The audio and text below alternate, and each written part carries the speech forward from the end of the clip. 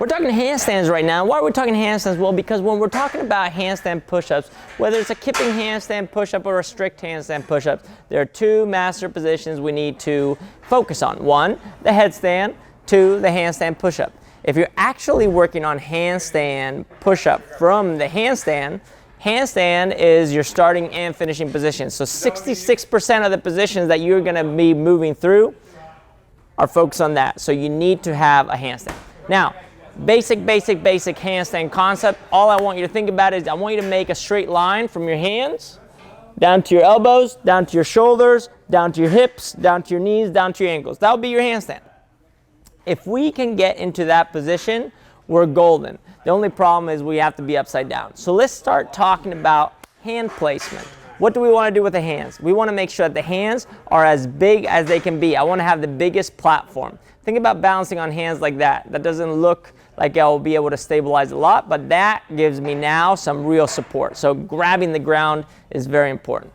Second thing I want you to think about is the elbow. I want to learn how to lock the elbow out. If my elbow is bent as I'm holding, think about holding a load overhead with a bent elbow. Where's that force going? It's leaking out to the sides. And what is going to happen? I'm going to burn out. So I want to learn how to lock that elbow out. And now 3 is bring the hands a little bit closer together. Think about walking. Look at my feet for a second. Where am I standing? I stand with my feet hip width apart, and I walk in that position. I don't walk down the street like that.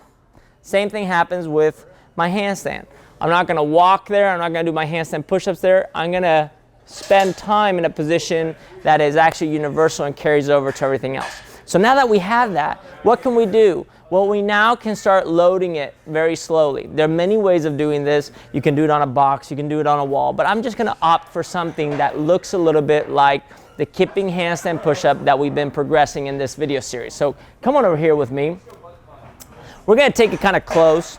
If you can, come in close here. We're just going to look at my hands. First thing, my hands. Hands nice and flat.